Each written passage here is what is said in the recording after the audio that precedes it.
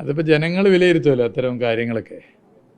ഞാൻ തുടക്കത്തിലേ പറഞ്ഞിട്ടുണ്ട്, തെരഞ്ഞെടുപ്പെന്ന് പറഞ്ഞാൽ സ്ഥാനാർത്ഥികൾ തമ്മിലുള്ള വ്യക്തിപരമായ ഗുസ്തി മത്സരമല്ല, ബോക്സിംഗ് കോമ്പറ്റീഷനല്ല. അത് ആശയങ്ങൾ തമ്മിലുള്ള ഏറ്റുമുട്ടലായിട്ടാണ് ഞങ്ങൾ ഇടതുപക്ഷം പൊതുവെ അതിനെ കാണുന്നത്. ജനങ്ങളും അങ്ങനെയാണ് കാണുന്നത്.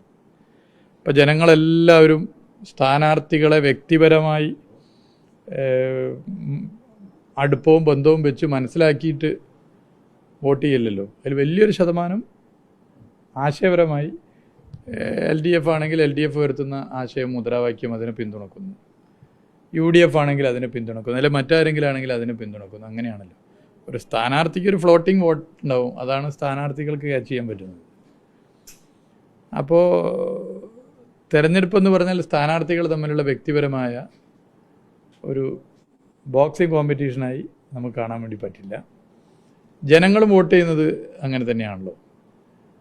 ജനങ്ങൾ വോട്ട് ചെയ്യുന്നത് ജനങ്ങളുടെ പ്രശ്നങ്ങൾ അതെങ്ങനെ പരിഹരിക്കും, രാഷ്ട്രീയ വിഷയങ്ങൾ, വികസനം, ഇതൊക്കെ കണക്കാക്കിയിട്ടാണല്ലോ ജനങ്ങൾ വോട്ട് ചെയ്യുക. പിന്നെ ആരായിരിക്കും ജനപ്രതിനിധി ആകേണ്ടത്, അതിന് പറ്റുന്നതൊക്കെ ജനങ്ങൾക്ക് കൃത്യമായ ഒരു കാഴ്ചപ്പാടുണ്ടാവുമല്ലോ. അതിൻ്റെ ഭാഗമായിട്ടാണല്ലോ ജനങ്ങൾ വോട്ട് ചെയ്യുക. UDFൽ നിസ്വാർത്ഥമായി ഇപ്പോൾ ബേപ്പൂർ നിയോജക മണ്ഡലത്തിൽ പ്രവർത്തിച്ചവരുണ്ട്, നിസ്വാർത്ഥമായി.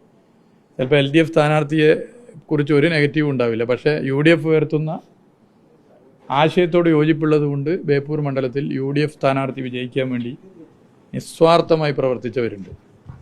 അവർ പോലും സ്വീകരിക്കില്ല ഇത്തരം പ്രസ്താവനകൾ. അപ്പോൾ അതിന് വെറുതെ നമ്മൾ മറുപടി പറഞ്ഞ് സമയം കളയേണ്ടതില്ല. പിന്നെ ഓരോരുത്തരും ഉയർത്തിയ കാര്യങ്ങൾ അത് ജനങ്ങൾ വിധി എഴുതും. ആ നിയോജക മണ്ഡലത്തിൽ ഓരോരുത്തരും ഉയർത്തിയ കാര്യങ്ങൾ ജനങ്ങൾ എങ്ങനെ സ്വീകരിക്കുമെന്നുള്ളത് 4-ാം തീയതി നമുക്ക് കാണാം.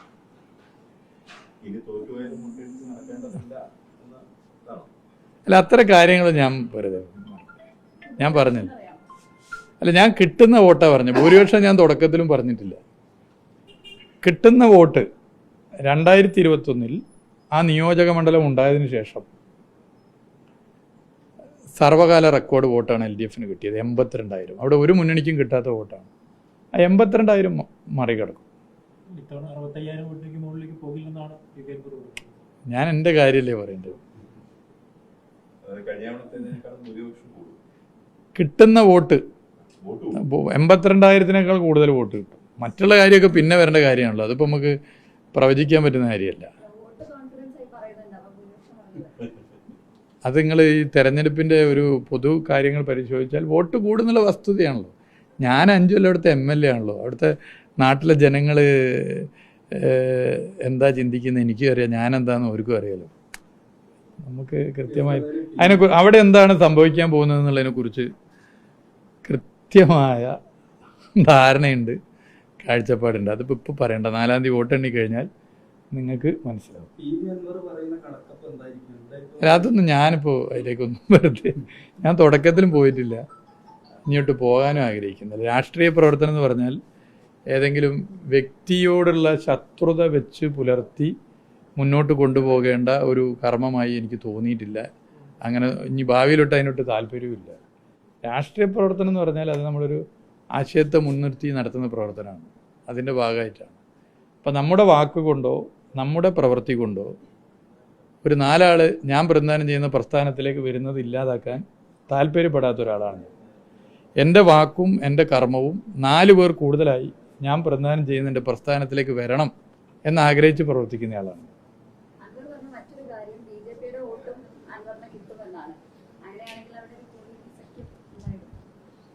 ഞാൻ പറയേണ്ടതൊക്കെ പറഞ്ഞു. മന്ത്രി എന്ന നിലയിൽ ഒരുപാട് ദിവസം തുരങ്കപാത ഒരുപാട് വിമർശനങ്ങൾ താങ്കൾ നേരിട്ടിട്ടുണ്ട് കഴിഞ്ഞ 5 വർഷത്തിനിടയിൽ. ഒരു ദിവസം മാത്രമാണ്. എന്താണ് ജനങ്ങളോട് താങ്കൾ? അല്ല, അങ്ങനെ എല്ലാവരും ഒന്നും വ്യക്തിഹത്യ നടത്തിയവരാണെന്നുള്ള അഭിപ്രായം എനിക്കില്ല. UDFലായാലും ഇനി ഒരു രാഷ്ട്രീയ പാർട്ടിയിലില്ലാത്തവരായാലും ഇനി ഏത് രാഷ്ട്രീയ പാർട്ടിയിലായാലും മഹാഭൂരിപക്ഷവും പ്രവർത്തനത്തെ വിലയിരുത്തിയിട്ടുണ്ട്. മൈക്രോ മൈനോറിറ്റി ആയിട്ടുള്ള ആരെങ്കിലും പറഞ്ഞിട്ടുണ്ടോ? ഓരോരുത്തരും എന്താണെന്ന് നാടിനറിയാം, നാടിന് നന്നായിട്ട് അറിയാം. ഓരോരുത്തർ എങ്ങനെയാണ് രാഷ്ട്രീയ പ്രവർത്തനം നടത്തുന്നത്, എന്നാണ് നടത്താൻ ആരംഭിച്ചതെന്നൊക്കെ ജനങ്ങൾക്ക് അറിയാലോ. നമ്മൾ പിന്നെ പറയുമ്പോൾ ചിലർക്ക് ഒരു സുഖം കിട്ടും.